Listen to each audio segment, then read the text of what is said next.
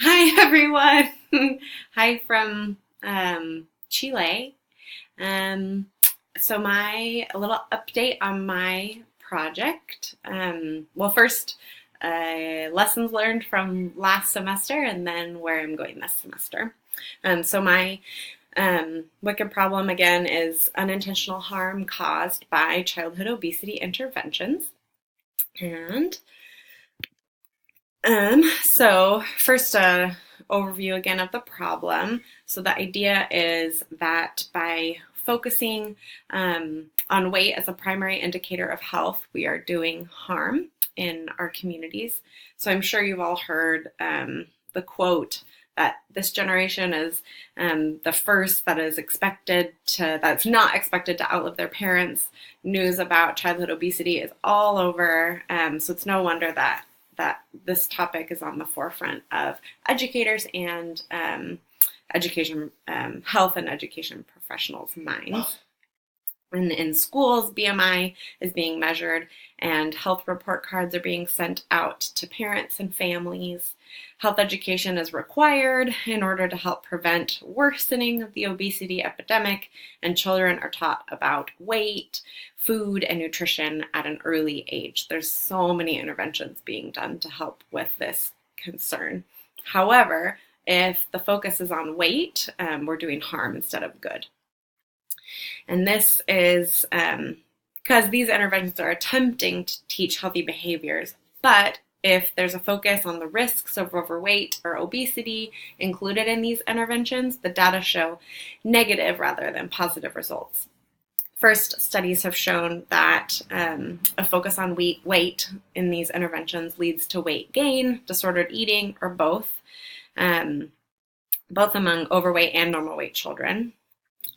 Children and adolescents who dislike their bodies or have body dissatisfaction are more likely to engage in unhealthy behaviors and less likely to engage in eating healthy behaviors like eating vegetables and exercising. And again, more likely to engage in unhealthy behaviors like disordered eating, skipping meals, taking diet pills, and they're more likely to be heavier 5 years later than if they had never tried those behaviors in the first place. Also, weight bias leads to weight gain. Weight bias increases children just disliking their bodies in general, which again leads to weight gain. And then weight loss. One study found a significant proportion of adolescents seeking eating disorder treatment were overweight before their eating disorder began. So oftentimes weight loss attempts can lead to, again, weight gain, disordered eating, or both. So this indicates that many of these obesity prevention initiatives, which have a focus on weight as the ultimate indicator of success, can result in youth with higher weights, eating disorders, or both. So that's the problem. So last semester, I worked on choosing an intervention. So I came up with 4 ideas. And you can see where that it was pretty easy to choose this Healthy Bodies curriculum. That is, I'll go into it a little bit more later, but the idea behind this intervention when I was choosing it was that I teach some of these lessons in a 6th grade classroom. But when I learned that we were actually going to be implementing these interventions, I got a little bit nervous about whether or not I could find a teacher that would let me teach in their classroom and whether or not I'd be able to do it because 6th graders are intimidating. So I thought I'd add a more feasible intervention, this one over here, which would be doing a training on weight bias for healthcare professionals. And I was planning on doing that in the pediatric diabetes clinic where I work. However, I surprisingly secured a teacher that was willing to let me teach all 11 lessons for this curriculum in her class. And then she said that she'd prefer that I teach in all 3 periods that she has every day in her 6th grade classes. So I scrapped the weight bias training so that I could focus all my time on the Healthy Bodies intervention. So a little bit more about the Healthy Bodies intervention.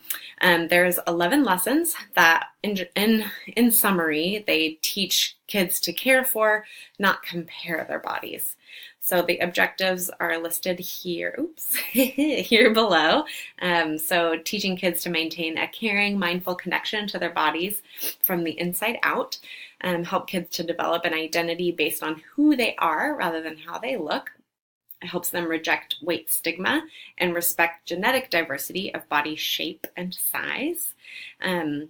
Helps them understand how appearance changes with puberty, develop media literacy to understand how advertisements work, actively embrace health and vitality through positive eating and physical activity, and then for the children, the teens, to support each other in having a healthy body image, eating well, and staying fit. So I will be teaching this class, doing these lessons at Hazel Valley Elementary School in Burien, Washington. Burien is a pretty diverse area, so 38% Hispanic, 22% white, 15% Black, 15% Asian, 4% Pacific Islander, and 6% multiracial. And 63 of these students receive free or reduced lunch, so it's also a fairly low-income area. And the class is Dina Milliken's 6th grade writing and science class, which those subjects will fit in really well with the type of activities that the curriculum has. And then she has 3 periods per day, 70 minutes each. And she asked me to come in on Fridays, so I'll pretty much be just doing about 11 Fridays in a row. It looks like starting in March, so it's great. I'm terrified. So my next steps are to get to know the curriculum really well. It's a huge, I wish I had it with me so I could show you, but it's this thick book of curricula. But everything's all laid out step by step. The handouts weren't in the book, but I actually corresponded with the author to get the handouts, and she wrote back and had some other tips for me. So that's great to have her support as I'm doing this. And maybe if I have questions in the future, I'll be able to correspond with her further.